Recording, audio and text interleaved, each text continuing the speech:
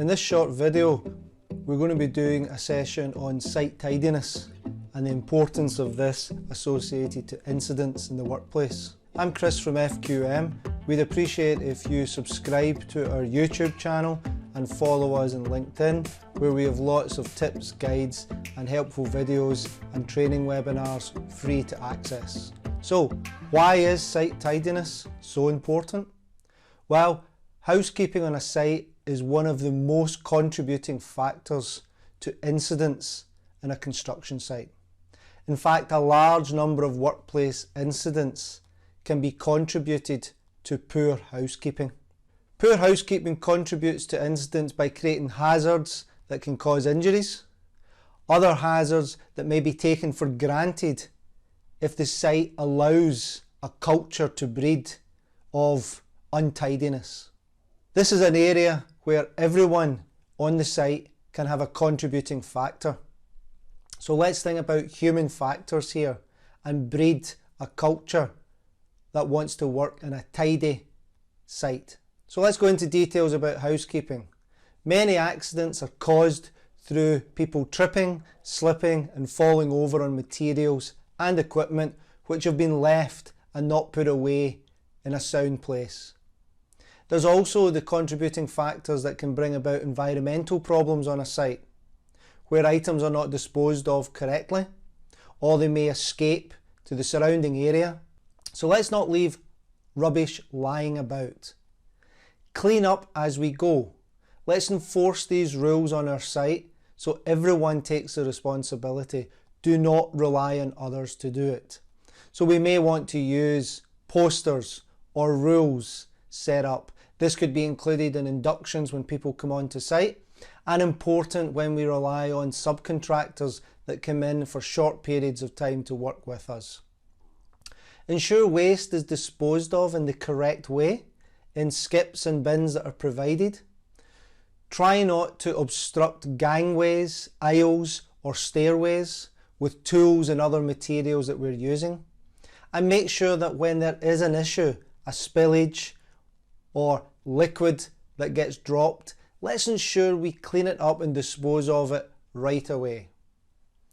When clearing up, make sure that we use the correct disposal points and make sure that these are clearly marked so everyone finds it a simple process to follow this rule. Let's also think about the routes to those disposal areas, ensuring that they are clear and well signposted. When we're working, let's think about cables, hoses, other types of trailing items that we may have to use as part of our activity. We may have to think about how we protect others from these as trip hazards. Likewise, let's think about when we are pulled from that job to do something else or have to go on tea or lunch breaks. Think about the position we leave the site that we are working on so that we minimise the potential harm to others. Also, an accumulation of waste and debris can result and be part of the reason why a fire can start. Now, this fire may be started from outside of the worksite, it may be even when the worksite is closed, but let's minimise the contributing factors to these fires occurring. And let's ensure that we protect people below us when we're working at height. So ensure that we do not leave items lying about that could easily fall or be blown from a place at height and impact on someone below us. So good housekeeping is a real strong foundation for a safe place to work. And let's go into a bit more detail about slips, trips and falls. So slippery surfaces, if they've been improperly cleaned, or waste material which has been lying around. Let's also think about weather conditions that can impact this: ice, snow, rain. Unsafe grounds for ladders, steps and scaffolding can also bring about contributing factors. And obstructions on walkways, steps and areas that we have to move about on a site are particularly important. So we have to think about also the routes that people may have to take on a regular basis to collect supplies, to go to the canteen or welfare locations. We must also consider emergency escape routes on a site. Are these checked regularly to ensure that they're clear and easily accessible?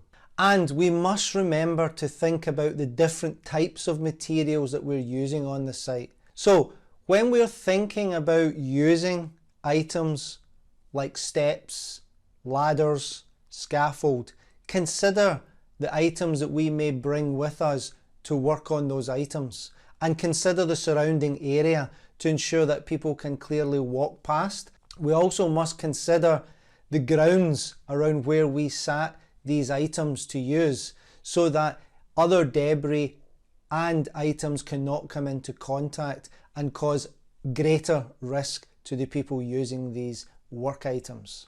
And of course, we must think about the ice and the snow and the different chemicals that we may use in a workplace to try and avoid the slipping. What measures do we have in place in these environmental conditions, and also the other chemicals that we may use?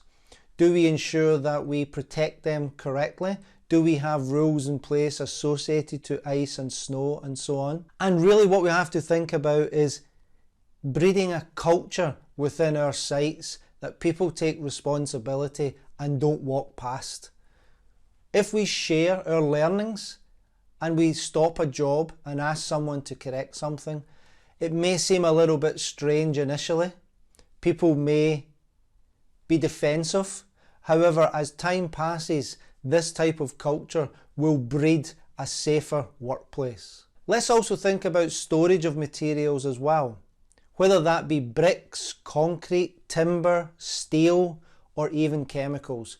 We must think about hazards associated to how we store these that could be contributed by vehicles colliding with them, could be contributed with weather conditions, i.e. high wind, for example. So we must consider the methods in how we store our material, and we try and protect the people on our worksite from coming into impact with those materials, or those materials coming into impact with us. When it comes to chemical materials, the storage of these items may be far more critical, and therefore it's important that we refer to our data sheets and possibly also cost assessments associated to these. So what are the benefits of a tidy site? Can reduce handling to ease the flow of materials. So if we have the materials positioned in the correct place at the correct time, it can reduce movement in the work site. Potentially fewer trips and slipping hazards, and therefore a reduction in our potential incidents. If we work in a clutter-free environment, it will breed that culture within the workplace. We can also decrease fire hazards by ensuring that papers and wood and other chemicals are stored correctly. We can reduce the exposure of our workers to hazardous substances like dusts and vapours and so on. And ultimately better control of tools and materials, including inventory and supplies, so that they are not getting damaged or we're wasting certain items by the way in which we store them. Also, if we have a good method of housekeeping and tidiness, then it reduces the amount of work we have to do to keep on top of it. Doing this once a week or once a month is not sufficient. It has to be an ongoing activity, part of our daily site work. As well as this, we have to think about property damage. So there's a potential, due to our housekeeping or site tidiness, that we can ultimately have property damage as well. And this property damage may not be our property. It could be property associated to another contractor on the site or the owner of the site. We want to breed a morale of being positive about good housekeeping and why we want to do it. Not just simply that we want to work somewhere that's tidy, but we want to reduce the potential hazards and ultimately reduce the incidents in our workplace. So how do we go about doing that? So let's have clean up during shifts. Let's not wait till the end of the week. Let's do it day to day. And then let's think about, can we improve on our waste disposal? The locations that we hold these waste disposal units. And Where we have unused materials that may not need to be used again on that site, let's remove them from the site. Let's give us more space to work in and reduce the potential slip and trip hazards. Let's also bring in an inspection program. Maybe once a week, once a month, people are doing a walk round to check that the access and egress routes are clear, to check that the pathways and routes on scaffolding are clear, and let's not forget about vehicle and plant movement around the site. If we have debris and storage of items inappropriate, then this can cause additional concerns for people operating this machinery. And also, remember the places we may not go to very often, the hidden away places like the basements or high up shelves or roofs where people may have left material up there after completing a job. Let's get people into the business of cleaning up as they go, and therefore ensuring that when jobs are complete, the material and the tools are brought down and removed from the location they work. Effective housekeeping is an ongoing operation. It's not a hit and a miss type activity that we do when someone's coming to site to inspect us, whether it be health and safety or directors. Let's breed this culture of something we want to do all of the time so that we can achieve this and maintain it on an ongoing basis. Ultimately, the reason for this is we want to reduce the number of potential incidents and of course remove as many hazards as we possibly can. It's a behavioural thing, and therefore behavioural changes can drive a culture to improve our site. Thanks very much for taking the time to listen to this. I just suggest again that you subscribe to our YouTube channel and follow us on LinkedIn. Thank you.